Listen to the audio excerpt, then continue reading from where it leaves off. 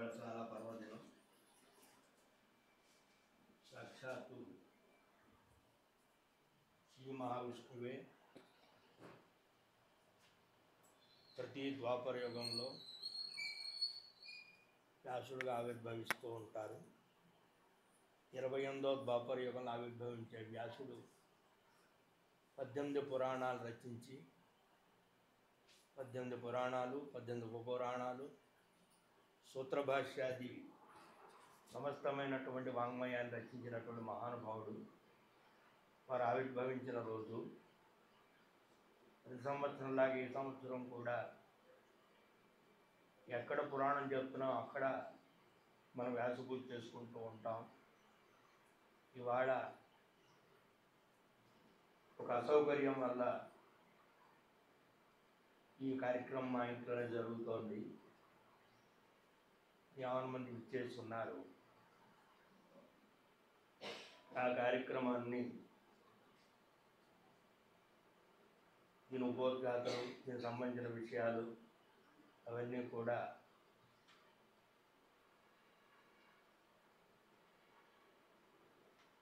నాకు అత్యంత ఆప్తుడైనటువంటి మా శిష్యుడు కృష్ణ చైతన్య చెప్తూ ఉంటాడు. నాకు మాటలు చెప్పి మొట్టమొదటిగా వ్యాస పూజ తర్వాత 4 వాక్యాలు, ఆ తర్వాత గురు పూజ. చెప్తే గురువు గారు 2 మాటలు మాట్లాడతాను, లేకపోతే అన్నీ ఆయనే మాట్లాడతారు. యథా వాడు ఎలా చేస్తే అలాగా స్వయం సర్వే పరాధీనా అన్నట్టుగా 13 రోజులుగా భాగవతులు చెప్తున్నాం. దేవి భాగవతులు అందరం పరాధీనులమే, ఎవరూ స్వతంత్రులు కారు అన్నట్టుగా వ్యవహారం నడుస్తూ ఉంటుంది. దాంట్లో చిరంజీవి మా అబ్బాయి వ్యాస పూజని నిర్వర్తిస్తాడు. మిగతా వాళ్ళంతా దానికి సహకరిస్తారు. भूद्वीपे भारतवर्षे भरतखंडे मेरो दक्षिण दिग्भागे श्री प्रदेशे कृष्णा कावेरी मध्य देशे समस्त देवता ब्राह्मण हरिहर गुरुचरण स्वामी सन्निधौ अस्मिन् वर्तमान व्यावहारिक जानमानेन विश्वासनासे उत्तरायणे वैष्णुर्दो आषाढमासे पौर्णम्यां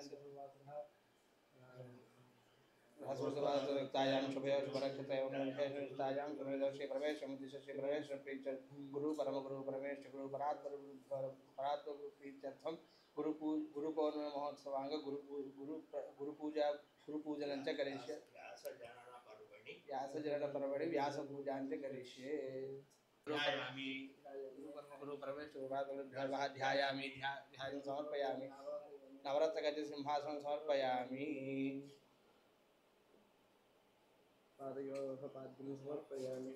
वासयोः अर्घ्यं समर्पयामि. मुखे शुद्धा आचमनीयं समर्पयामि. भूर्भुवस्सुवः स्नापयामि. आपोहिष्ठामि अपोस्तानम् उद्येता यो अवश्यपदं मौरसस्तस्य भार्येन्द्रहरः औषधीरेव मातरः रस्वारङ्गमावयस्य क्षया जन्मथापो जनेथाचरः महे गातुं यज्ञाय गातुं यज्ञं ते देवी स्वस्तिर्मानुषेभ्यः ऊर्ध्वं गातुभेजं शन्नो अस्तद्यपदे एषञ्चतुष्पदे ओं शान्ति शान्ति सहस्रशीर्षा पुरुषाः सहस्राक्ष सहस्रपाठसभवं विश्वदावृत्ताच्च तिष्ठद्दशां ते वेदमो सर्वं यद्भोजने च भव्यं रामृतस्येषानः यदन्नेनातिरोहति एतावानस्य महिमाथोऽध्यायाविश्च पुरुषः पादोऽस्य विश्वाभूतानि त्रिपादोद्भवदेत् पुरुषः पादोऽस्येह भवात् पुरहारतो विश्वन्यक्रावतो शासनानसने अभीतस्माद् विराट जायता विराजोऽधि पुरुषः जातो पश्चाद्भूमितो बृहात् पुरुषेण हविषा देवायग्नमतन्वतावसन्तो स्यासीदाद्यं ग्रीष्मैध्वशरद्भिः सप्तास्यासन् परधयः सप्तसप्तकृताः देवायज्ञं अबध्नन् पुरुषं पशुं तयज्ञं बर्हिषि प्रौक्षन्नो पुरुषं जातमग्रतः तेन देवाय जनता साध्यार्षयश्चये तस्माद्यज्ञा सर्वहृतः संभृतं पृषदाद्यं पशोगस्तागश्चक्रे वायव्यानो आरण्यान् राम्याश्चये तस्माद्यज्ञा सर्वहृतः रजस्सामानि छन्दागं सजिग्ने तस्मात् इदस्तस्मात् जायता तस्मादश्वा जायन्ता एके च भजारतः कावो हरिग्ने तस्मात् जाता अजावयः पुरुषं व्यरधुः तथाव्यकल्पयन्न मुखं यमस्य को बाहु कावुरूपादा उच्यते ब्राह्मणोऽस्य मुखमासीत् बाहुरारण्यः यद्वैश्यः पद्भ्यागं शूद्रो अजायतानन्तरमामनसो जातः चक्षुः सूर्यो जायता मुखादिन्द्रश्चाग्निश्च प्राणाद्वायुरजायता नाभ्या आसीदन्तरिक्षं शीर्ष्णो द्यौ समपद्भ्यां भूमितिः श्रोत्रात् तथा लोकाः अकल्पयन् वेदाहमेतं पुरुषं महान्तं आदित्यवर्णं तपसस्तु पारे सर्वाणि रूपाणि विजित्य धीरः नामानि कृत्वाभिवदने दास्ते दादा पुरस्ताद्यपदात् शक्रः प्रविद्वान् प्रतिशतसहस्रहातमेवं विद्वानमतिः भवति नान्यः पन्थाय नाय विद्यते यज्ञेन यज्ञमयविन्तदेवाः तानि धर्माणि प्रथमान्यास्तेहनाकं महिमानः सजन्ते यत्र पूर्वे साध्याः सन्ति देवाः अभ्यः सम्भूतः पृथिव्येदसा विश्वकर्मणः समवर्तताधीतस्य त्वष्टा वितथद्रूपमेधीतत्पुरुषस्य विश्वमादानमग्रे वेदाहमेदं वृषं महान्तम् आदित्यवर्णं तपसः परस्तादेवं विद्वानमते नान्यः पन्था विद्यते यनाया प्रजापतिश्चरति गर्भे अन्तः जायमानो बहुधा विजायते तस्य धीराः प्रजानन्ति योनिं मरीचीनां यो देवेभ्यः आदपति यो देवानां पुरोहितः पूर्वो यो देवेभ्यो जातः नमोर्जाय प्रथम ब्राह्मण जयन्तः देवाग्रे ब्रह्मण्यस्तेवं ब्राह्मणो विद्यात् तस्य देवासनवसे क्रीश्वरे लक्ष्मीश्च पत्न्यौ अहोरात्रे पार्श्वे नक्षत्राणि रूपम् अश्विनो व्याप्तम् इष्टं मनिषाणा मुम्मनिषाणा सर्वं मनिषाणा तच्छय्यो रावणीमहे गातुं यज्ञाया गातुं यज्ञपतये स्वस्तिर्मानुषेभ्यः ऊर्ध्वन्ति गातुभ्यः शन्नो अस्तुद्यपदे मंत्र सहस्रशीर्षं देवं विश्वाक्षं विश्वशम्भुवं विश्वनारायणं देवमक्षरं परमं पदं विश्वतः परमान् नित्यं नारायणगुं हरिं विश्वमे वेदं पुरुषस्तद्विश्वोपजीवति पतिं विश्वस्यात्मेश्वरगुं शाश्वतगुं शिवमच्युतं नारायणं महाग्नेयं विश्वात्मानं नारायणपरो ज्योतिरात्मा नारायणः परः नारायणपरं ब्रह्मतत्त्वन्नारायणः परः नारायणपरो ध्याताध्यानं नारायणः परः इत्यकिञ्चित् जगत्सर्वं दृश्यते श्रूयते विवा अन्तर्बहिष्यतत्सर्वं व्याप्य नारायणस्थितः कविगुंसमुद्रेन्तं विश्वशम्भुवं पद्मकोशप्रतीकाशगो हृदयं चाप्यसोमुखं मथो निश्चाविहस्यान्तेनाभ्यामुपरितिष्ठति ज्वालमालाकुलं भाति विश्वस्यायतनं महतो सन्ततिगुंसलाभिस्तुलं पत्याकोशसन्निभं तस्यान्ते शिशिरगुंसूक्ष्मन्तस्मिन् सर्वं तस्य मध्ये महानग्निर्विश्वाच्चर्विश्वतोमुखः सोग्रभुग्रिवशं तिष्ठन्नाहारमजरः कविः तर्यगोर्भवदस्यायी रश्मयस्य सन्तता सन्तामयर्विश्वं देहमापारतलं तस्य मध्ये वह्निशिखानीयोर्ध्वाव्यवस्थितः नीलतो इतमध्यस्थाद्विजिल्लेकेव भास्वरादिवारशुकवर्तन्वीताभास्वस्य तस्याः शिखाया मध्ये परमात्मा व्यवस्थितः स ब्रह्म सहस्रेन्द्रस्सोऽक्षरः परमस्वराट् राजाधिराजाय प्रसह्य साहिने नमो वयं वै श्रवणाय कुर्महे समे कामान् कामकामाय मह्यं कामेश्वरो वै श्रवणो ददातु महाराजाय नमः। स्नानं समर्पयामि स्नानानन्तरं शुद्ध आचमनीयं समर्पयामि श्री व्यासपरब्रह्मणे नमः। आभरणार्थं यज्ञोपवीतान् वस्त्राणि पुष्पाक्षतानि समर्पयामि यज्ञोपवीतार्थम् इमानि पुष्पाक्षतानि समर्पयामि उत्तरीयार्थम् आभरणार्थम् इमानि पुष्पाक्षतानि समर्पयामि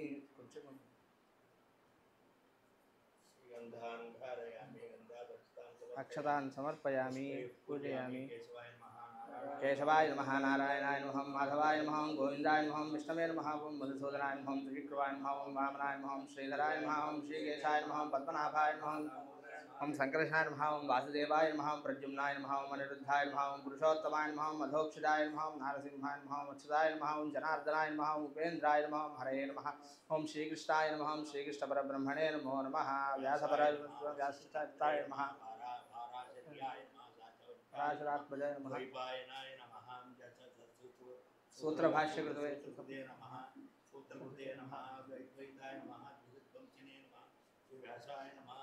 नानाविधपरमण पुष्पाक्षतानि समर्पयामि।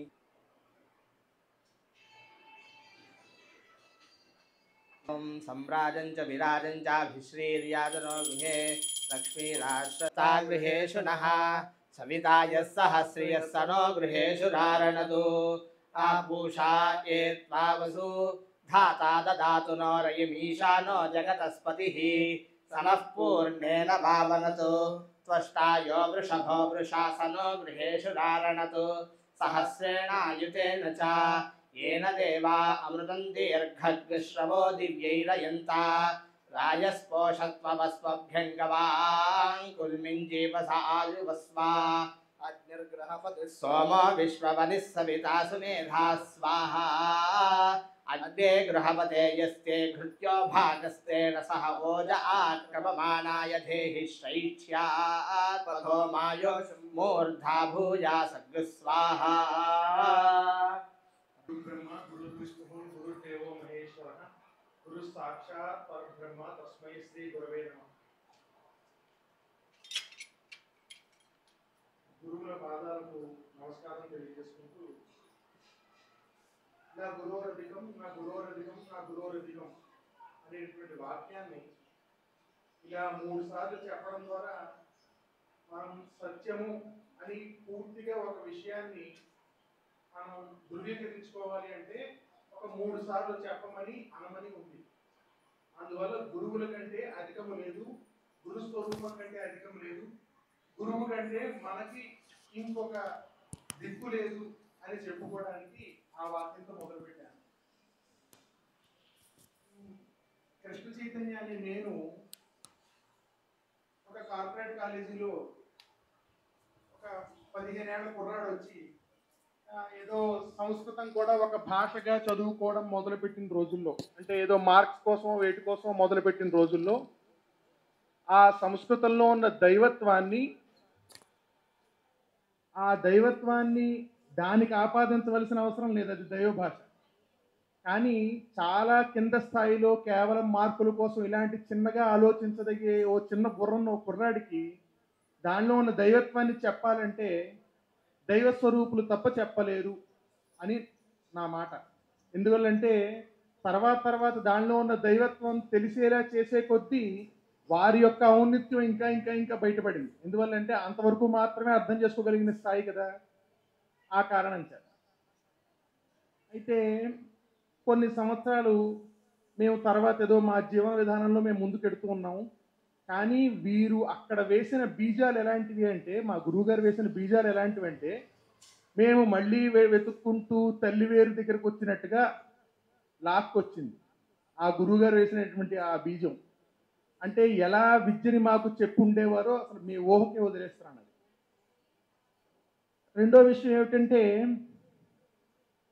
ఒక మంత్ర సంబంధమైన జ్ఞానం కానీ, లేకపోతే పురాణ సంబంధమైన జ్ఞానం కానీ, ధర్మ సంబంధమైన జ్ఞానం కానీ ఏమీ లేని వయస్సులో ఓ కుర్రాన్ని మళ్ళీ అంతలా వెనక్కి తీసుకురావాలంటే, అందులోనూ ప్రాపంచికంలో చాలా తొందరగా పడిపోయేటటువంటి మనస్తత్వం ఉన్న నాలాంటి వాడిని, నాలాంటి ఎంతో మందిని మళ్ళీ ఇంత వెనక్కి తీసుకొచ్చి మళ్ళీ మనం వెడుతున్నటువంటి దారి ఎటువంటిది, ఎలాంటి దారిలో నడవాలి, దైవం అంటే ఎవరు, అసలు తల్లిదండ్రుల పట్ల ఎలాంటి గౌరవం ఉండాలి. ఎందుకంటే మేము చదువుకునే రోజుల్లోనే మాకు ఎలా చెప్పేవారంటే, మా గురువుగారు ఇంగ్లీష్ చదువులు చదువుతుంటేనే ఇంతలా చెప్పేవారు. మీరు కనుక ఇప్పుడు చదువుకోకుండా మీ తల్లిదండ్రులు మీకు అక్కడ డబ్బు కడుతున్నారు, మీరు కనుక మోసం చేస్తే వారిని మోసం చేసినట్టే ఇది.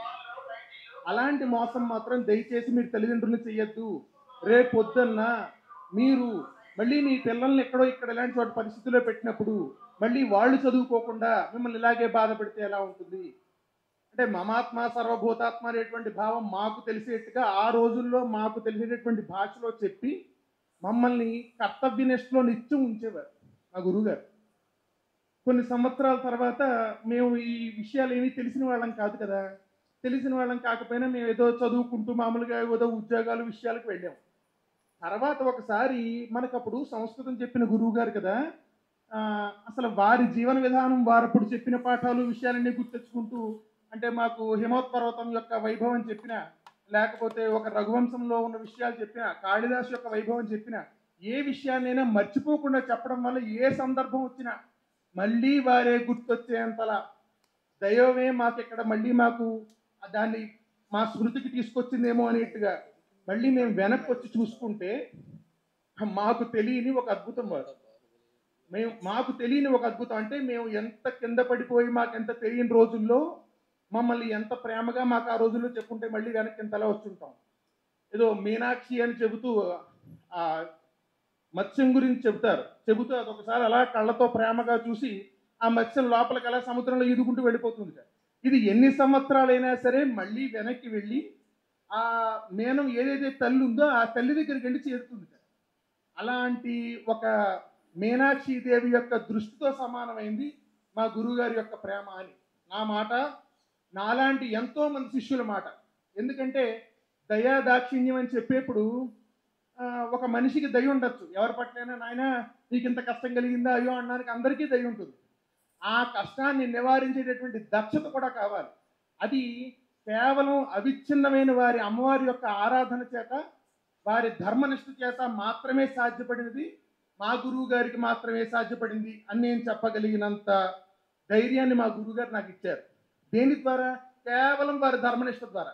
మేము ఎలాంటి మాట మాట్లాడుతున్నా సరే, నాయన ధర్మాన్ని అనుసరించి ఉంటున్నారా, ధర్మాన్ని ఎక్కడ తప్పట్లేదు కదా, ఎలాంటి ఏ విధమైన అధర్మమైన దానిలోకి వెళ్ళట్లేదు కదా, అలా చూసుకుంటూ మేము ఉండే విధంగా మమ్మల్ని నడిపించారు. అందులో నాలాంటి వాడిని నడిపించడం అంటే మామూలు విషయం కాదు. అలాంటిది నాలాంటి వాడిని నడిపించారంటే ఎంతోమంది మా గురువుగారు అంత సమర్థవంతంగాను అంత ప్రేమతోనూ నడిపించారు. అయితే మాకు తెలియని ఒక ప్రపంచం ఏమిటంటే, మా గురువుగారు నిత్యం అగ్నిహోత్రం చేస్తూ ఉంటారని, లేదంటే వారింట ఎప్పుడైనా విజయవాడ వచ్చినప్పుడు ఒకసారి భోజనం చేయించని, ఓసారి భోజనంకి వస్తే అమ్మ ఇలా వస్తున్నాం అమ్మ భోజనం తింటామంటే వెంటనే నాయన రా అనేటటువంటి ప్రేమ మా అమ్మగారి. అయితే వచ్చి తింటే ఏమిటంటే భోజనం ఎక్కడైనా ఎవరైనా పెడతారండి ప్రేమగా అంటారేమో. ఇక్కడ తినేటటువంటి భోజనానికి ఉన్న ప్రత్యేకత ఏమిటంటే, ఇక్కడ కనుక భోజనం చేస్తే ఖచ్చితంగా వాడికి ధర్మ ప్రవృత్తి రావాల్సిందే, ధర్మ సంబంధమైన ఆలోచనలు రావాల్సిందే. వారి నిద్రలో కూడా వాడిని వదలకుండా వెంటాడేది ధర్మమే. వారు ఎంత ధర్మంగా ఇక్కడ విషయాలను నడిపిస్తూ ఉంటే మాకు అంత ధర్మమైన ప్రవృత్తి కలుగుతుంది. ఇవన్నీ కేవలం నా అనుభవపూర్వకంగా చెప్తున్న మాటలు మాత్రమే. ఎందుకంటే ఇక్కడ ఏదో మాట్లాడడానికి నాకు పెద్దగా ఏమీ తెలియదు, కానీ సత్యం మాట్లాడడానికి పెద్దగా ఏమీ తెలియక్కర్లేదుగా. సత్యం ఏమిటో తెలిస్తే చాలు, ఏది అనుభవించారో అది మాట్లాడితే చాలు. ఎందుకంటే మాకు తెలిసింది ఎప్పటి నుంచి 2011 ఆ సమయాల నుంచి తెలుసు. 1998 నుంచి కూడా కృష్ణలంకలో వారు అక్కడెక్కడి నుంచో పురాణం చెప్పడం, మేము ఆ కాలేజీలో చదువుకునే రోజుల్లో ఎప్పుడైనా ఒకసారి ఆదివారం నాడు కుదిరితే వెళ్ళి చూడడం, అక్కడి నుంచి కూడా చూసాం. అంటే కొన్ని సంవత్సరాలుగా ధర్మ సంబంధమైన విషయాలు కానీ, పురాణ సంబంధమైన వాంగ్మయం కానీ, ఏ విషయాన్ని అయినా సరే ఉన్నది ఉన్నట్టుగా సత్యాన్ని నొక్కి వక్కానికి చెప్పి జనాలకి అర్థమయ్యే విధంగా లాలించినట్టుగా చెప్పేటటువంటి విధానం మా గురువుగారి దగ్గర ఉంది. అది ఎన్నోసార్లు నేను అనుభవించిన వాడిని.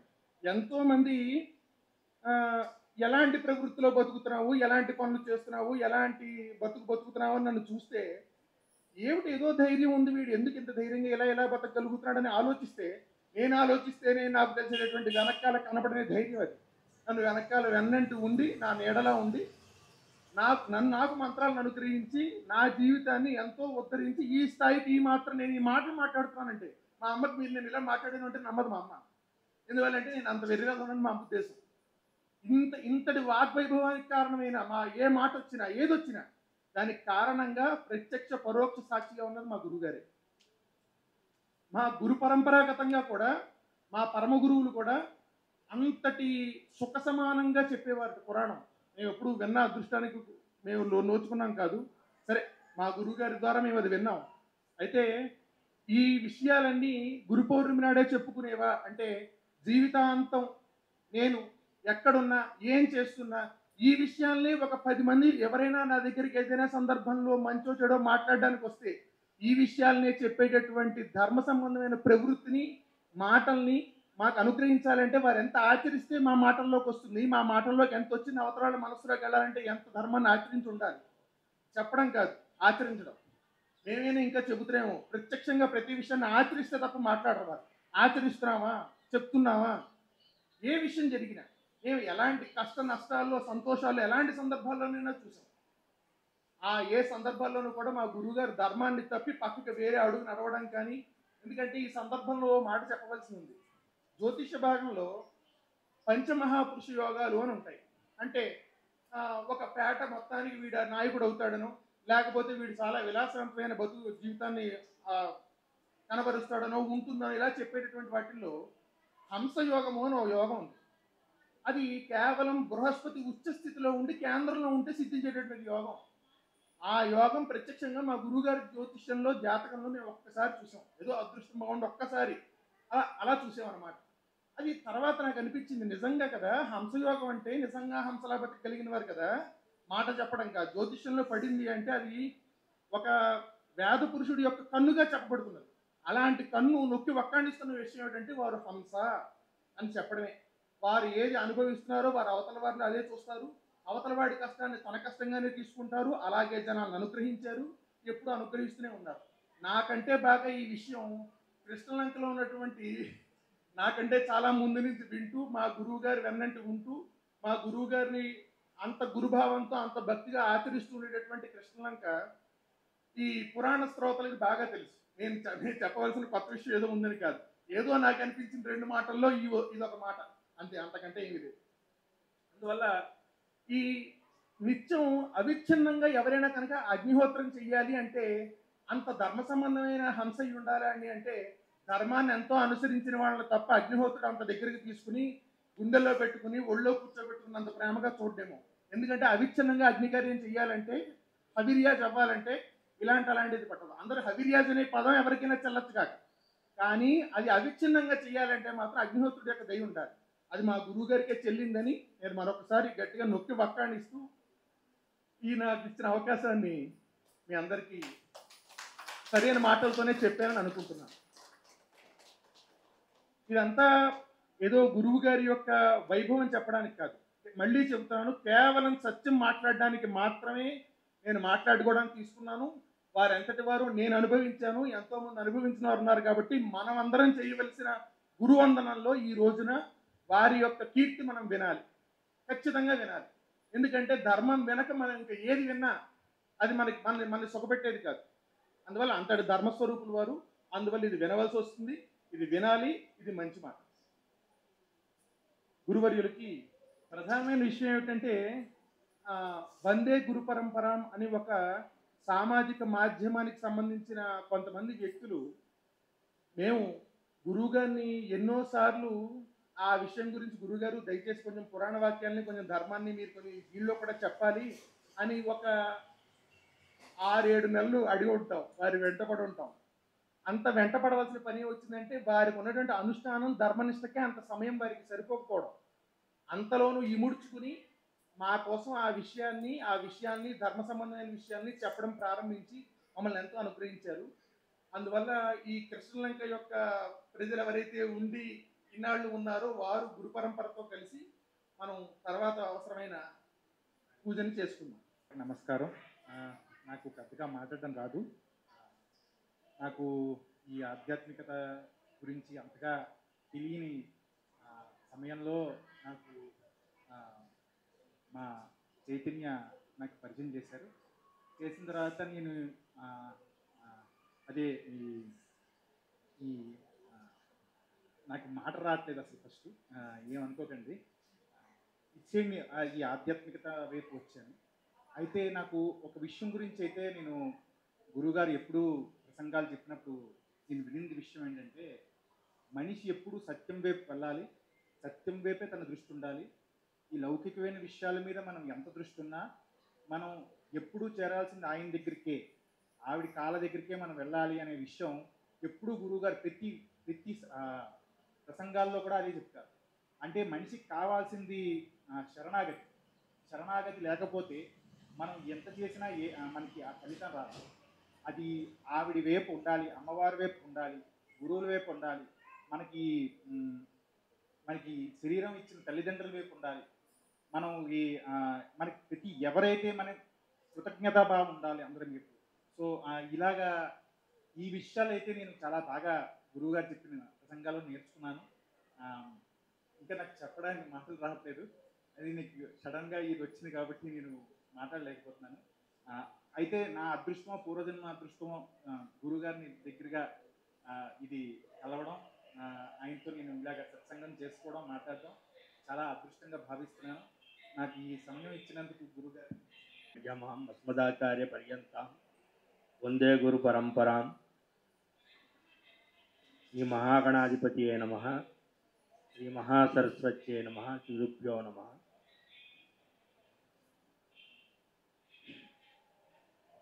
ఈ పురాణ ప్రవచనం అనేది 2003లో ప్రారంభించడం, శివాలయంలో కృష్ణలంక శివాలయంలో ప్రారంభించడం జరిగింది.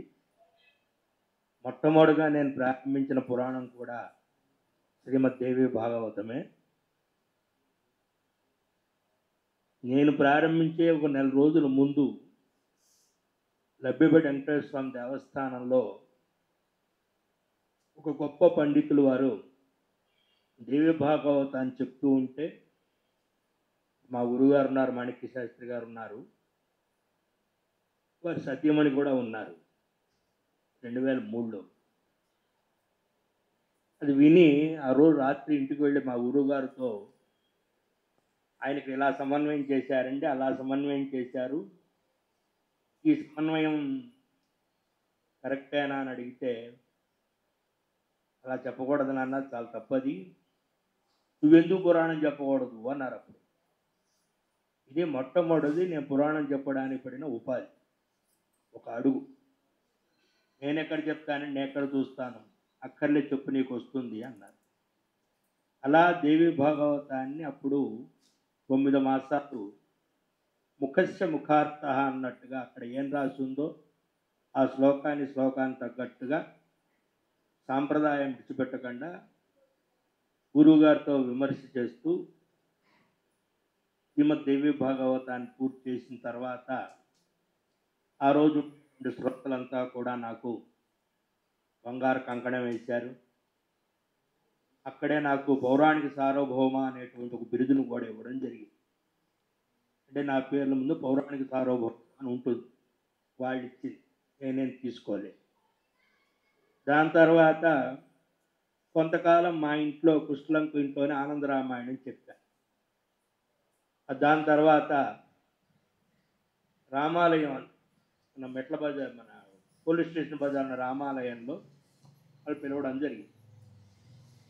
రామాలయంలో ఆనందరామాయణం, లలితా భాష్యం, శ్రీమద్ రామాయణం, ఇలా కొన్ని గ్రంథాలు.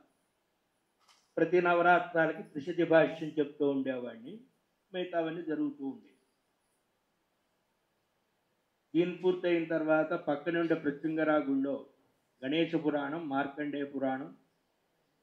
ఈ మార్కండేయ పురాణం చెప్పిన తర్వాత అమ్మవారి ఉత్సవం చేశాం. అక్కడ బ్రహ్మశ్రీ విష్ణుపడి శ్రీరామమూర్తి శాస్త్రి గారు ఆ నిజ సభలో ఒక మాట అన్న, నీ గురించి వాళ్ళకి ఎవరికీ తెలియదు, అభినవ సూత అనే బిరుదు నీకు ఇవ్వాలి అని అక్కడ అలా వారు ఇవ్వడం జరిగింది. మార్కండేయ పురాణం తర్వాత మళ్ళీ అక్కడ సూత సంహిత ప్రారంభించాం. ఆ తర్వాత శివపురాణం ప్రారంభించి ఇప్పుడు ప్రస్తుతానికి శివపురాణం, హరివంశం అయ్యి శ్రీమద్భాగవతం తృతీయ స్కంద మన పామర్తి వాళ్ళ ఇంట్లో ఇప్పుడు ప్రస్తుతానికి గృహంలో చెప్తున్నాం. అనేకమైన మలుపులు తిరుగుతూ ఎంతమంది ఎన్ని విఘ్నాలు కలుగజేసినా, ఎన్ని రకాలుగా చేసినా కూడా అవిచ్ఛిన్నంగా ఈ పురాణ ప్రవచనం అనేటువంటిది ఆ పరదేవత అనుగ్రహంతో, సద్గురు అనుగ్రహంతో జరుగుతూ ఉంది. అస్తు దాంతో మనకి ప్రస్తుతానికి పని లేదు. ఇవాళ అసాధారణమైనటువంటి ఒక పర్వం, వ్యాసోచిష్టం ఇదం సర్వం, వ్యాసుడు చేత ఎంగిలి చెడిపడింది సంస్కృత వాంగ్మయమంతా అని ఒక మాట. బాణోచ్చిష్టం అని ఉంది, వ్యాసోచ్చిష్టం 2 మాటలు ఉంటాయి. అంటే మహానుభావుడు వ్యాస భగవానుడు అటు శ్రీమద్ భాగవతంలో వారి జన్మ వృత్తాంతం చెప్పడం జరిగింది, శ్రీమద్ దేవి భాగవతంలో కూడా వృత్తాంతం చెప్పడం జరిగింది. పరాశర మహర్షికి, సత్యవతికి ఒక విలక్షణమైన సమయంలో విచిత్రంగా దైవ సంకల్పం చేత వైకుంఠవాసి శ్రీ మహావిష్ణువు ఆవిర్భావానికి కావలసినటువంటి ఒక పరిస్థితిని ఏర్పాటు చేసి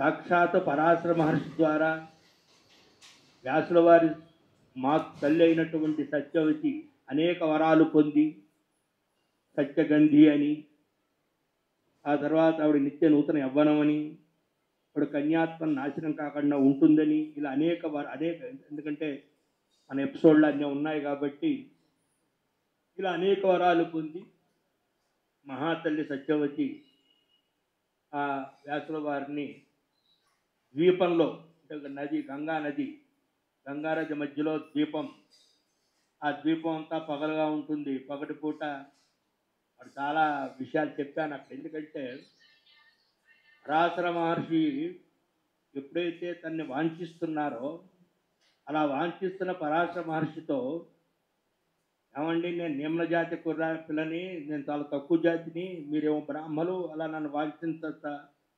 అలా కాసేపు మాట్లాడితే ఆయన కామోద్వేగం తగ్గుతుందేమో అని దాని తర్వాత నేను పెళ్లి కాని పిల్లని తండ్రి జాటి పెట్టి ఇలా అనేక విషయాలు మాట్లాడుతూ ఈ కామోద్వేగం తగ్గుతుందేమో, ఇది తగ్గడం వల్ల ఆయన మనసుని మార్చుకుంటారేమో అని చెప్పి వాడు ప్రయత్నం చేయడం అని దైవ సంకల్పం.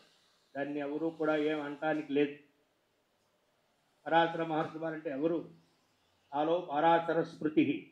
ఇవాళ మనం పరాశర మహర్షి రాసిన ధర్మాలని మనం వాళ్ళు ఆచరించాలి. అంత ధర్మస్వరూపుడు, ధర్మవేత్త అయిన, అంతకంటే ధర్మవేత్త సత్యవతి. ఎక్కడా ఏ విధమైన తప్పు కానీ ఇక్కడ ఇంకో రకంగా మనం హేయంగా, నీచంగా, జుగుప్సాకరంగా ఆలోచించేటువంటి స్థితి అసలు అక్కడ ఉండదు.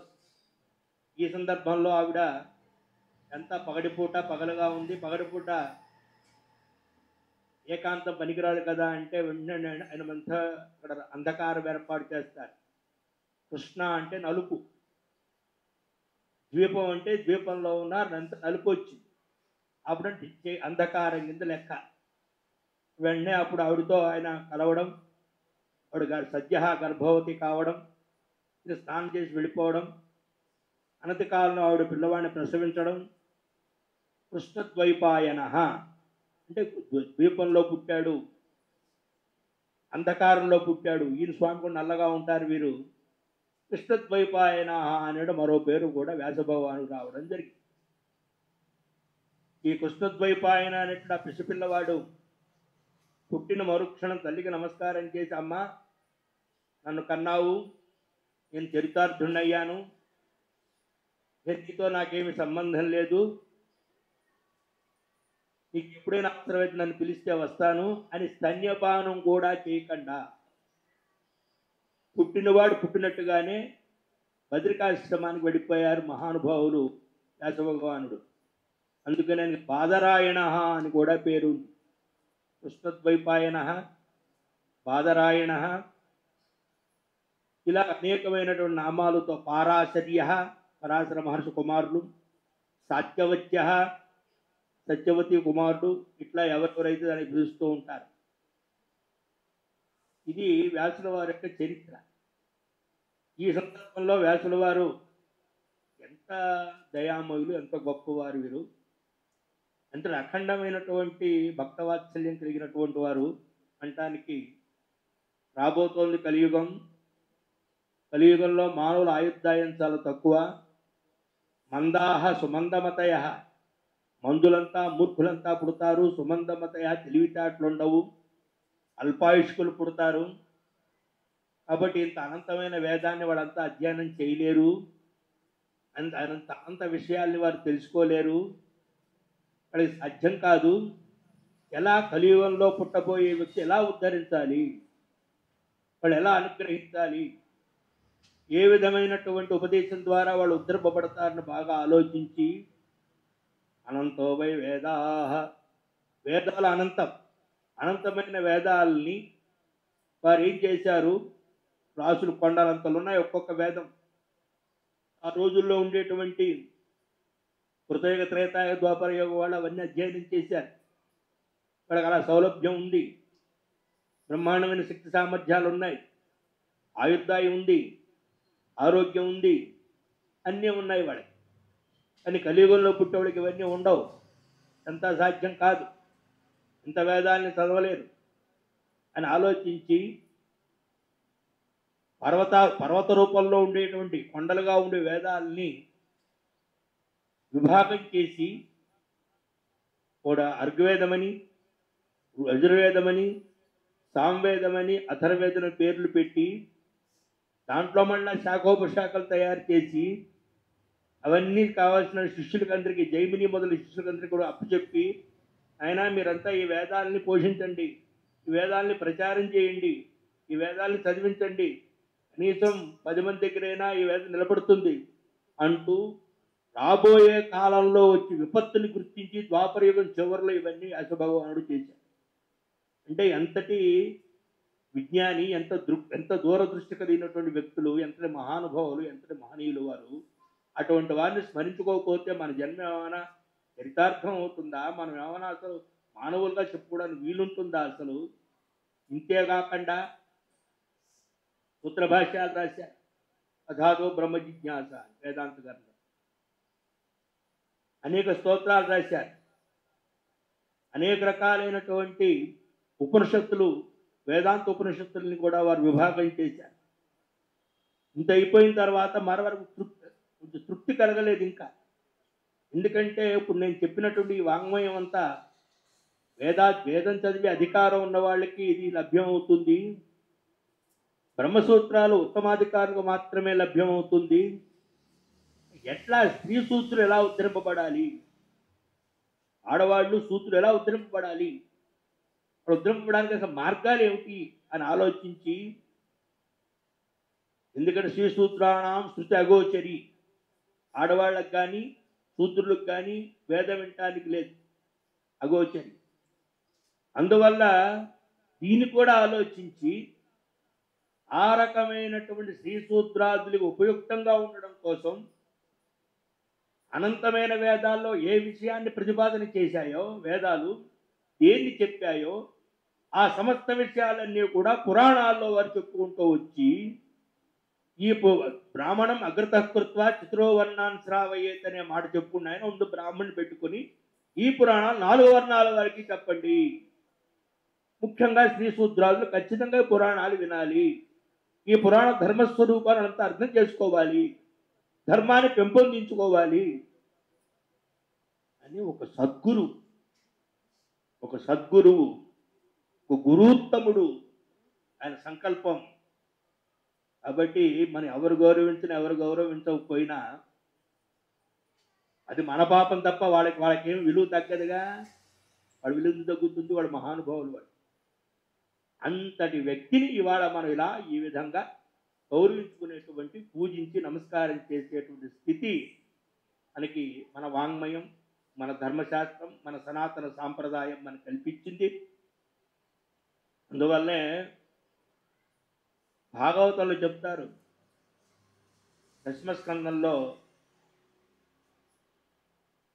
ఉత్తరార్ధంలో కుచేలోపాఖ్యానంలో ప్రత్యేకంగా అక్కడ కింద వంశీధరి వ్యాఖ్యానం ఉంటుంది.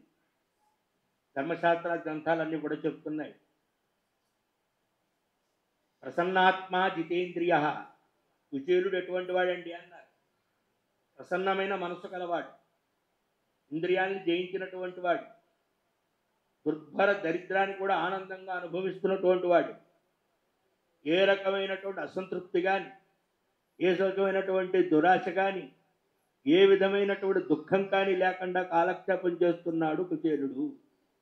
ఇంతటి ధైర్యం, ఇంతటి సంతోషం, ఇంతటి ఆనందం కుచేలుడికి ఎలా వచ్చిందండి? ఇంత ప్రసన్నాత్మ, ఇందు అంత ప్రశాంతంగా ఎలా ఉండగలుగుతున్నాడు? ఎందుకంటే బహు సంతానం కుచేలుడికి,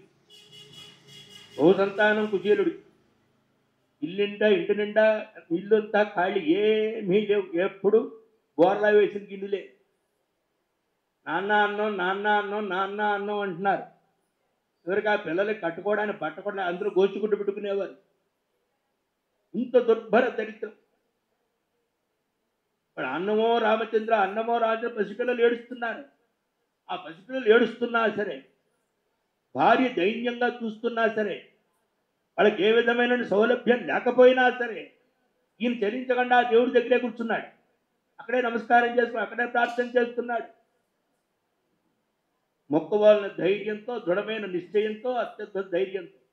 ఎట్లా సాధ్యమైందండి కుచేలుడు ఇదంతా? సాధారణ ఓ పూట అన్న లేకపోతే మధ్యాహ్నం పరిగెడతా ఎవరైనా పెడతారా? మనం 2 పూట్ల భోజనం చేసిన రేపటి మళ్ళీ ఉందలే చూసుకుంటాం ఇవాళ. అంటే ఎంతటి సుద్బాధ, ఆకలి అంత పని చేయిస్తుంది. అంత తప్పేముంది అది. ఈ పరిస్థితుల్లో భార్య అంటుంది, ఆయన భార్య, ఏమండి మీ స్నేహితుడు లక్ష్మీపతి, సాక్షాత్ లక్ష్మీదేవి భర్త ద్వారకలో ఉన్నాడు కృష్ణుడు, మీకు బాల్యమిత్రుడు కదా, మన దరిద్రాన్ని ఏమైనా చెప్పి, మన కష్టాన్ని ఏమైనా చెప్పి, మన బాధలను ఏమైనా చెప్తే మనకేమైనా సహాయం చేస్తాడేమో, ఒకసారి వెళ్ళి అడగకూడదా అంటుంది ఆవిడ. చూద్దాంలే అంటారు. ఎందుకంటే ఎప్పుడైనా ఎక్కడైనా మనం ఎవరినైనా కలవాలి అంటే ఉన్నత స్థానంలో కలిసినప్పుడు ఏ సమస్యలు రావు. హెచ్చు తగ్గులు వచ్చిన తర్వాత ఒకటి తక్కువ ఒకటి ఎక్కువ ఉన్నప్పుడు కలిస్తే ఎవరి ప్రవృత్తులు ఎలా ఉంటాయో తెలియదు. భగవంతుడే కావచ్చు ఎదురోటగా ఉన్న వ్యక్తి, కానీ మన మానవ బుద్ధి కదా, మానవ బుద్ధి కాబట్టి ఎదుటి వ్యక్తిలో ఏ విధమైన మార్పు ఉండదని ఆయన శాశ్వతంగా ఆయన అచ్యుతుడే, ఆయన చ్యుతం కదా, మనం పోయేవాళ్ళం కదా, మన బుద్ధితో ఆలోచిస్తాం కానీ భగవద్బుద్ధితో ఆలోచించాం కదా. పెడితే ఏమవుతుందో. ఎందుకంటే అంతకుముందు మరి జాగ్రత్తగా చూసుకున్నట్లయితే ద్రోణాచార్యుల వారిని ద్రుపదరాజు అవమానపరిచాడు కదా, ఇది కూడా గుర్తొచ్చింది. ఎందుకంటే ద్రుపదరాజు మరి భరద్వాజ మహర్షి ఆశ్రమంలో విద్యార్థిగా ఉండి తన సహధ్యాయి ద్రోణాచార్యుల వారు ఎన్నో సందర్భాల్లో ఆశ్రమాల్లో చెప్తాడు ద్రోణుడికి, ద్రుపద మహారాజు నువ్వు నాకు నా ఆప్తమిత్రుడివి, నా ప్రాణమిత్రుడివి, సగ రాజ్యం నీదే, సగ సింహాసనం నీదే అని ఆ గురు ఆశ్రమంలో ఉన్నంత వరకు చిలకబందు కలుగుతాడు వీడు ద్రుపదుడు. తీరా వచ్చేసిన తర్వాత ఆయన రాజ్యపరిపాలన చేసుకుంటూ ఉంటాడు. అనవసర ఈ ద్రోణుడు కూడా దుర్భర దరిద్రం వస్తుంది, పిల్లాడి పాలు కూడా ఇవ్వలేని పరిస్థితి వస్తుంది. అప్పుడు భార్య చెప్తే వెళితే, మీరు ముష్టి ముండావడుకులు, మీరు ముష్టి బ్రాహ్మణులు ముష్టి ఎత్తుకోవాలి కదా, వచ్చి నన్ను అడుగుతావా అని చాలా పరుషంగా మాట్లాడతాడు. అప్పుడు ప్రతిజ్ఞ చేస్తాడు, నీ తెచ్చి నా కాళ్ళలో పడేసుకుంటాను అని. అట్లా ఏమైనా ఇప్పుడు ఆయన సింహాసనం మీద ఉన్నాడు, నేనేమో దరిద్రంగా ఉన్నాను కదా, ఇలా ఉంటే రేపొద్దున వెళితే రెండు సమస్యలు. ఆయన సానుకూలంగా స్పందిస్తే తప్పు లేదు, వ్యతిరేకంగా స్పందిస్తే పరిస్థితి ఏమిటి? అది కాక చూస్తున్న వాళ్ళంతా ఏమనుకుంటారు, చూశారా కుచేరుడు దరిద్రం తట్టుకోలేక పరిగెత్తుకెళ్ళాడు, ఎంతవారులైనా ధనానికి కనకానికి కాంతులు అని అంటారు. ఇలా అనేక రోజులు తర్జన భర్జనలో పడి పదే పదే భార్య చెప్తుంటే ఇంకా భార్య మాట కాదనలేక తన మనసులో కోరుకుంది ఏమిటి, ఎప్పుడో నేను సందీపుని మహర్షి ఆశ్రమంలో కృష్ణుని చూశాను, బాల్యమిత్రుని చూసి చాలా కాలమైంది, ఒకసారి ఆయన చూస్తే బాగుండు అని మనసులో ఉన్నప్పటికీ వెళ్ళే పరిస్థితి లేకపోవడం వల్ల, వెళితే ఏమవుతుందో తెలియకపోవడం వల్ల, దీని ఉపద్రవం ఏమిటో తెలియక అని చాలా బాధపడుతూ ఉంటే, సరే కానీ ఎవరైనా అడిగితే భలే ఉన్నావా, మా ఇంటి ఆవిడ సంతోష గురించి బయలుదేరి వెళ్ళాము అని చెప్పచ్చు అని బయలుదేరి వెళ్ళబోతూ ఉంటే, మరి ఎప్పుడైనా సరే ఇవాళ ఎలాగైతే మీరు మన హిందూ సాంప్రదాయం వైద్య సాంప్రదాయం గొప్పతనం ఏమిటంటే, గురువుని కలవడానికి వచ్చిన, అనారోగ్యంలో వ్యక్తులు కలవడానికి వెళ్ళినా, అంటే పెద్దలు కలవడానికి మనకి ఏదో చేతిలో పండో పువ్వు పట్టుకుని వెళ్ళడం అలవాటు, ఇది మన సాంప్రదాయం. ఓ పండో పువ్వో పట్టుకెళ్ళి ఇవ్వడం అనేటువంటిది ఇది సాంప్రదాయం. అట్లా కృష్ణుడు అడుగుతాడు, మరి కృష్ణుడికి వెళ్ళమన్నావు, ఆయనకి ఇవ్వడానికి ఏమైనా మన ఇంట్లో బహుమతి ఉందా అని. ఏముంది, మట్టి మశానం ఏమీ లేదు ఆ ఇంట్లో, ఉండండి అని చెప్పి ఏదో అరకొర చీర, ఆ చీర మళ్ళా చింపి నల్లగా చిరుకులు గుడ్డది, మళ్ళా దాన్ని కాస్త చింపి 4 ఇళ్లలో 4 గుప్పుళ్ళు అడుపులు పట్టుకొచ్చి దాన్ని మూట కట్టి తీసుకెళ్ళండి అని తీసుకెళ్ళి కృష్ణుడితో మాట్లాడండి. ఉపాయనం, అది ఉపాయనం అంటే బహుమతి. దాన్ని తీసుకుని బయలుదేరుతూ ఏమనుకుంటున్నాడు ఇక్కడ, మనిషి ఆలోచన ఎట్లా ఉండాలి, ఎంత ఆలోచన చేయాలి మనిషి.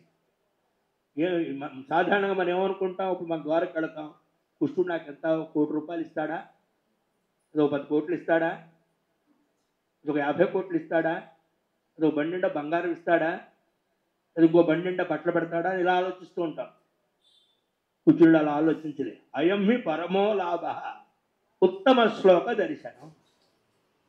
ఆయన ఏమిస్తాడో ఏమిడు అనవసరం, నాకు నా భార్య చాలా గొప్ప సహాయం చేసింది, ఉత్తమోత్తమైనటువంటి అమానుషమైన పనులు చేసినటువంటి లోకోత్తరమైన దేవదేవుడైన అచ్యుత పదవాచ్య గోవింద పదవాచ్యమైన పరమాత్మను దర్శించే భాగ్యం నా భార్య నాకు కలగజేసింది.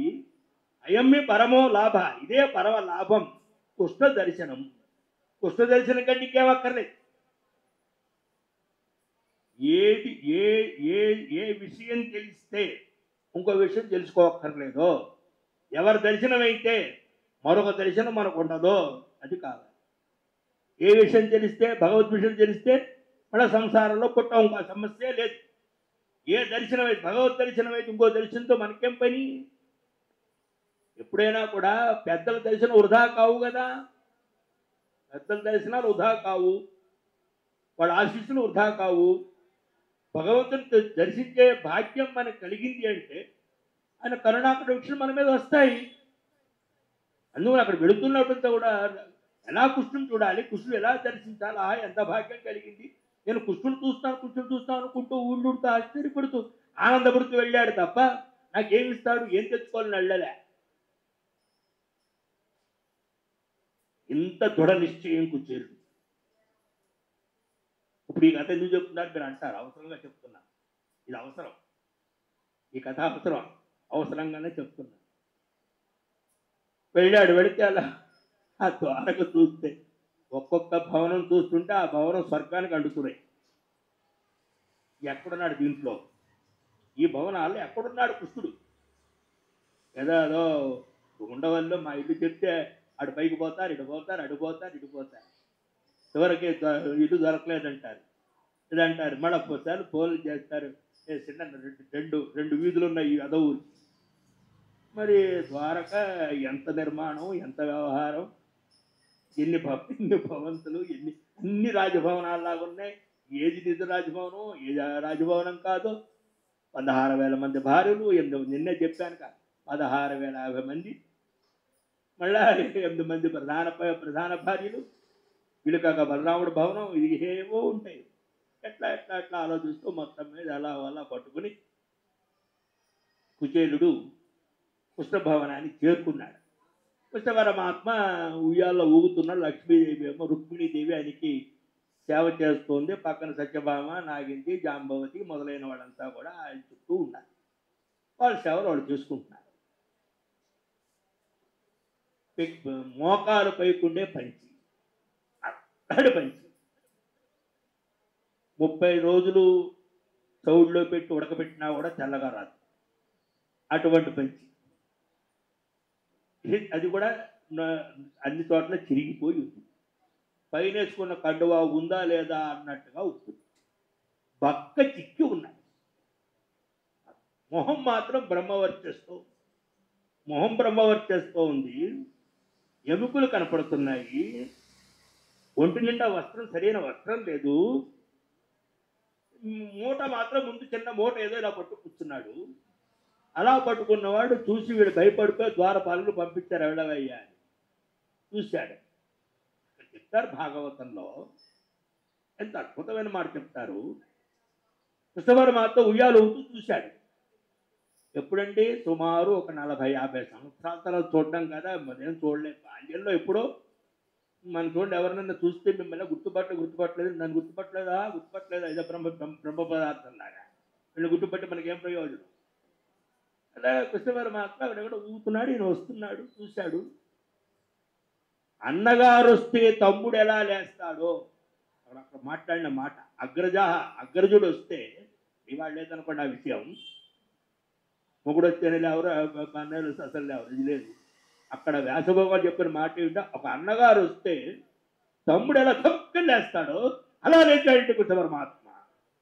లేచి వెళ్ళగబా అన్న ఆయన కౌగులించుకున్నాడు. పరిచయం లేదు, ఏం లేదు, వెళ్ళడం కౌగులించుకోవడం. అజానబాహుడు కృష్ణ పరమాత్మ. కుచేలుడు ఎక్కడ కౌగులించుకుని అడుగు వచ్చాడయ్యా అంటే ఆయన గుండెల దగ్గరికి వచ్చాడు. కౌగులించుకున్నాడు. మిత్రమా బాగున్నా అన్నాడు. ఈ కౌగులించుకుని మిత్రమా బాగా పలకరించి ఆయన కాస్త ఉయ్యాల వచ్చి ఉయ్యాల్లో కూర్చోబెట్టాడు. ఈయన ఉయ్యాలు ఊపుతున్నాడు.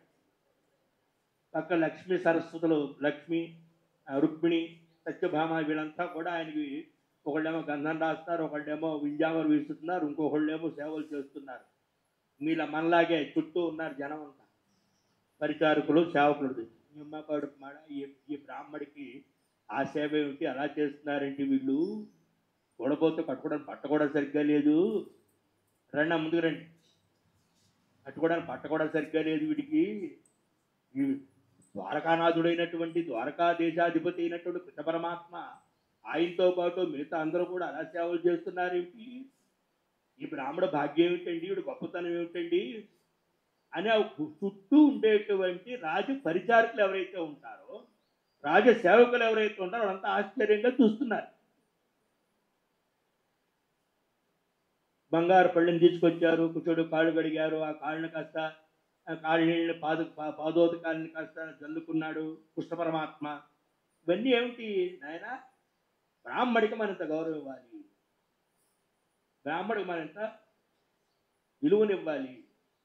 విప్రపాదోదకం పుణ్యం, విప్రపాదు చాలా పుణ్యప్రదము అని లోకాలు చెప్పడం ఇవన్నీ చేసి, ఎరా నాకేమైనా బహుమతి తెచ్చావా అని అడుగుతాడు. ఈ ముందు చిన్న విషయం చెప్పాలి. ఏమిటండి అన్నాడు. శాంతిపిని మహర్షి ఆశ్రమంలో ఉంటూ ఉండగా గర్గభాగవత ఉపాఖ్యానం. ఓ రోజు గురువు గారు వీళ్ళని అరణ్యాన్ని పంపిస్తే సమిత్ కుశుల కోసం దర్భలు వెన్ని పట్టామని పంపిస్తారు. వర్షం బాగా పడుతుంటే వీళ్ళు ఏం చేశారంటే చెట్టు ఎక్కుతారు, కుట్టుడు కుచ్చులు వీళ్ళంతా ఆ రోజు రాత్రి గడపడానికో దేనికి. పై కొమ్మ మీద కుచ్చులు ఉంటాడు, కింద కొమ్మ మీద కృష్ణుడు ఉంటాడు. కాసేపు వర్షం తగ్గిపోయింది, మిత్రం వర్షం తగ్గిపోయింది, రా వెళదామంటే అప్పుడు ఆయన ఏం చేస్తాడంటే దిగడం కోసం కృష్ణుడు భుజం మీద కాలేద్దామని కాలేస్తాడు కుచేలు. ఎప్పుడైతే కృష్ణుడు భుజం మీద కాలేద్దాం అనుకుని కాలు వేశాడో ఆ కాలు కాస్త కృష్ణుడు హృదయానికి తగిలింది. కృష్ణుడు హృదయానికి తగిలింది కాలు వచ్చి, కుచేలుడు కాలు. కృష్ణుడు హృదయంలో ఎవరుంటారు? లక్ష్మీదేవి ఉంటుంది కదా. మా ఆయన మీద కాలేయడమే కాకుండా నన్ను కాలుతో తంతావా? అయితే నువ్వు దుర్భర దరిద్రాన్ని అనుభవించు. లక్ష్మీదేవి శాపం. ఆ లక్ష్మీదేవి శాపం వల్ల ఈయన దుర్భర దరిద్రాన్ని అనుభవిస్తున్నాడు. ఎప్పుడైతే కృష్ణ పరమాత్మ వెళ్ళి ఎదురుగా వెళ్ళి నమస్కారాన్ని కౌగులించుకున్నాడో ఆ శిరస్సు హృదయం దగ్గరికి వచ్చింది కదా. అప్పుడు ఏమన్నాడు? ఏమమ్మా ఇంతవరకు కాలుతో తన్నాడని కోపం వచ్చి దరిద్రం ఇచ్చావు కదా, ఇప్పుడు శిరస్సుతో నమస్కారం చేసి అనుగ్రహించి సంపత్తి ఇవ్వు అంటే ఏ నిమిత్తంగా కుచేలుడు వచ్చాడో ప్రయోజనం సిద్ధించేసింది. కృష్ణ పరమాత్మ కౌలించుకోవడం చేతనే లక్ష్మీదేవి అనుగ్రహాన్ని పొంది వాడికి రావాల్సిన సంపదలన్నీ వచ్చేసాయి. ఇంక కృష్ణుడు అడగవలసిన పని ఏమీ లేదు, అనివ్వాల్సింది ఏమీ లేదు. అంతర్గతంగా జరిగిన ఉపాఖ్యానం అది. అక్కడ వెంటనే ఆయన గబాల ఆ మూట దాస్తూ ఉంటే లాక్కుంటాడు. అబ్బో భూరి విశ్వస్మిన్, నాకు ఈ ప్రపంచంలో ఇంతకంటే ఇష్టమైన వస్తువు ఇంకోట్లేదు అని గబాలను గుప్పుడు నోట్లో వేసుకుంటాడు. అక్కడెక్కడో ఉండేటువంటి కుచేలుడి భవనం ఇంద్రభవనం అయిపోయింది. ఆ భార్యలంతా 7 వారాల నగలు దిగేసుకుంది ఆవిడ. ఆ పిల్లలంతా బ్రహ్మాండ వస్త్రాలతో చెంగుని పరిగెడుతున్నారు. అయిపోయి ఈ రెండో కుప్పుడు తీసుకోబోతూ ఉంటే రుక్మిణి అడ్డుపడి చాలు, మీరు తిన్న చాలు, ఇక మేము రెండో తిన్నారంటే మీరు వెళ్ళాడు అక్కడ బానిస, మీరు ఆయన సేవ చేస్తారు, ఆయనతో మేము వచ్చి ఆయన తుడిచి కళ్ళాపలేసి ముగ్గులేయాల్సి వస్తుంది, అడ్లు తోమాల్సి వస్తుంది, చాలు లేవా, నువ్వు ఒక్కడవే తింటావా, మేము తినద్దాన్ని లాక్కుంటుంది. అంటే అంత భక్తు, ఇంతటి శక్తి ఎక్కడి నుంచి వచ్చింది కుచేలుడికి? ఇంత లక్ష్మీదేవే భయపడిపోయేటువంటి కృష్ణ పరమాత్మ ఇంత అనుగ్రహాన్ని పొందేటువంటి ఇంత అద్భుతమైనటువంటి ఒక శక్తి ఎక్కడి నుంచి వచ్చి కుచేలుడికి అంటే వంశీధరి వ్యాఖ్యానాలు రాస్తారు. వ్యాస పౌర్ణమి నాడు శాంతిపిని మహర్షి యొక్క గురు పూజ మహిమ వల్ల అతనికి ఆ స్థితి వచ్చింది. ఎప్పుడూ కూడా ఎంత దుర్భర దరిద్రులు ఎంత ఉన్నాడో కుచేలుడు వెళ్ళి గురుకులానికి వెళ్ళి గురుకులంలో ఈ వ్యాస పౌర్ణమి నాడు గురువు దగ్గరే ఉండి గురువుకు సేవ చేసుకుని గురువును పూజించి గురువు అనుగ్రహాన్ని సంపూర్ణంగా పొందడం వల్ల దైవానుగ్రహం సిద్ధించింది అంటూ అక్కడ రాశారు. ఎవరైతే గురు పౌర్ణమి నాడు వ్యాసుణ్ణి తలుచుకోకుండా గురు పూజ చేయరో వాళ్ళ సంవత్సర పుణ్యం నాశనం అయిపోతుంది. ఎవరైతే గురు పౌర్ణమి నాడు వ్యాసుని స్మరిస్తూ గురువుని అర్చిస్తారో వాళ్ళ సంవత్సర పుణ్యం అధికం అవుతుంది. అంతటి మహత్తరమైనటువంటి రోజు ఇవాళ రోజున మనం ఎవరెవరైతే మన గురువులుగా మీరు భావిస్తున్నారో, ఎవరెవరైతే గురువులు ఉన్నారో వాళ్ళ దగ్గరికి వెళ్ళి ప్రత్యేకంగా నమస్కారం చేసుకొని వాళ్ళ అనుగ్రహాన్ని పొందడం అంటే అర్థం ఏంటంటే వ్యాస భగవాన్ అనుగ్రహాన్ని పొందినట్టు. ఇది వ్యాసం జననం యొక్క రహస్యం. ఇలా చెప్పుకుంటూ వెళితే చాలా ఉంటుంది. ఎందుకంటే ఇదేం తెగేది కాదు. అని గట్టిగా వినాలనిపిస్తే పురాణాల్లో వినండి, ఇవన్నీ చెప్పినవే. తర్వాత కార్యక్రమం నేను వద్దన్నా అవునన్నా కాదన్నా ఏదో చేస్తూ ఉంటారు కాబట్టి తర్వాత కార్యక్రమాన్ని నిర్వర్తించాల్సిందిగా పాదపూజ చేసుకుంటాం. రాత్రి హైదరాబాద్ వెళ్ళి మా ఊరు రామచంద్ర కోటేశ్వరమ్మ గారు, వీరు రామచంద్ర కోటేశ్వరమ్మ గారు నాకు తర్కం చెప్పిన గురువు గారు, వారికి నమస్కారం చేసుకుని మధ్యాహ్నానికి విజయవాడకు వచ్చేవాడిని. మధుబలి మాణిక్య శాస్త్రి గారు రాత్రి మీ చేతిలో దొరికేవాడిని. ఇట్లాగా వీళ్ళకి చేసినటువంటి ఏదైతే మహోత్సవం ఉందో అది ఇవాళ మీ రూపంలో నాకు చేయించే భాగ్యాన్ని కలిగించింది. కాబట్టి ఇదంతా నాకు చేస్తున్నా అనుకోవద్దు, మా గురువులు చేస్తున్నట్టుగా భావన చేయండి. ఇదంతా గురువనుగ్రహం వల్ల సిద్ధించిందే తప్ప స్వీయ ప్రతిభ ఏం లేదు, సొంతమేం లేదు. మా గురువుగారు ప్రతి ఎప్పుడు అంటూ ఉండేవారు, ఆయన పురాణం ఎప్పుడు విడిచిపెట్టద్దు, పురాణం నిత్య పంట. నిత్య పంట అంటే ఇవాళ పంటలు కాదండి. మా పంటలు ఏమిటంటే దేవతాకి నిన్ను పూలు వస్తాయి, వచ్చిన భక్తులు ఎవరో కొబ్బరికాయ ఇస్తారు, ఆ కొబ్బరికాయ దేవతా నివేదన సరిపోతుంది, ఆ పూలు పూజ సరిపోతాయి, ఇంతకంటే మనకేం కావాలరా అని. ఈ వ్యవహారంలో ఉన్నానో లేదో మీకే తెలుసు.